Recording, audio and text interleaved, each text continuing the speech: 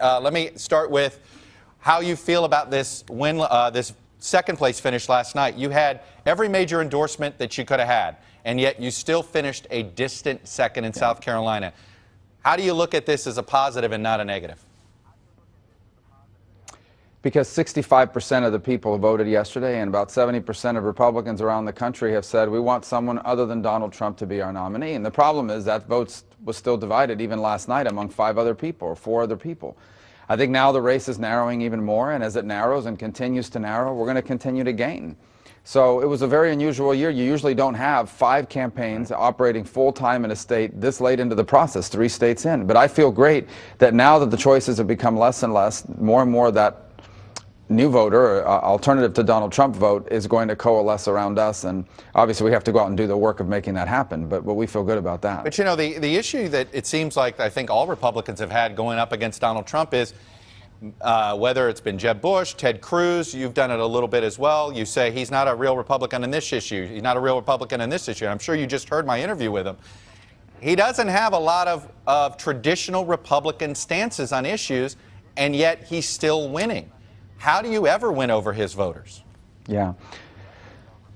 Well, a couple things happen. Number one is he'll say something over the top, and then you guys in the press will decide, let's not cover anything, let's just focus on the outrageous statement. So he's been very good at dominating that, and in an 11-person or 15-person field, it crowded a lot of people out. That's going to become harder to do.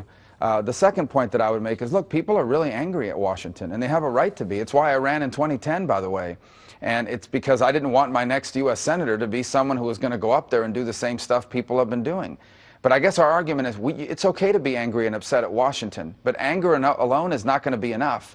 You deserve a nominee who tells you exactly, here's what we're going to do, and outlines that. So you know what you're getting. So there's some level of accountability here. So my campaign is about this. We are very realistic about our challenges right now in this country.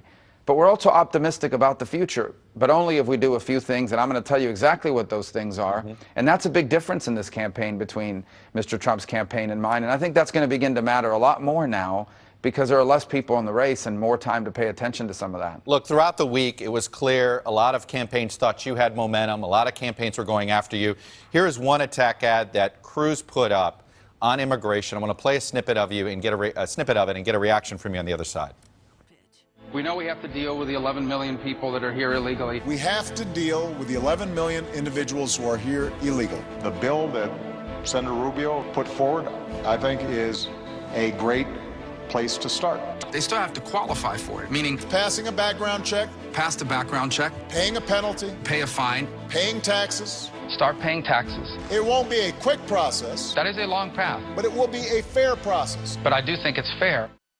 So, Senator, I know you couldn't see the ad as we played it. I'm sure you've heard it, and I'm sure you've seen a reference to it. What part of that ad is not true? It doesn't matter. The point, first of all, people didn't care about it. This is now an attack that's been going on in state after state, and people have processed it, and they understand this is a serious issue that needs to be solved. Number two, I could put the exact same ad on about Ted Cruz. Ted Cruz said he wanted to find a compromise. Ted Cruz said he wanted to bring 11 million people out of the shadows. Ted Cruz said that he wanted immigration reform to pass. Here's the bottom line. I tried to solve a very difficult issue, and we tried to produce the best and most conservative bill possible in a Senate controlled by Harry Reid at the time, and then send it over to the House and have them, conservatives, make it even better.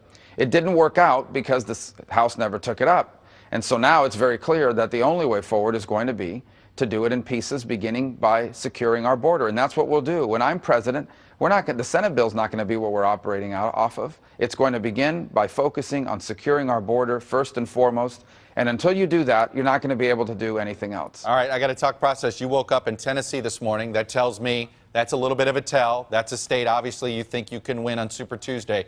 Where else do you win on Super Tuesday? Because now it's about winning. You haven't won yet. You got to win somewhere. It is. Well, I think, first of all, as we understand, all of these states award delegates differently, so we have a different strategy for each of these states depending on how they award delegates. When we get into the winner-take-all states in the middle of March, Ohio, Florida, big chunks of delegates, that's where you really need to begin to win states, and I feel very good where we're going to be by then. So obviously I'm not going to reveal to you today our campaign playbook, but I'm going to tell you that we're going to be in a lot of different places today. I'm in Tennessee, I'm in Arkansas, I'll be in Nevada. We're going to contest and work very hard for those caucuses on Tuesday. And then we're going to keep moving forward in a bunch of other places. We have a national campaign, and I feel great about it, especially after last night. Hey, NBC News fans, thanks for checking out our YouTube channel. Subscribe by clicking on that button down here, and then click on any of the videos over here to watch the latest interviews, show highlights, and digital exclusives. Thanks for watching.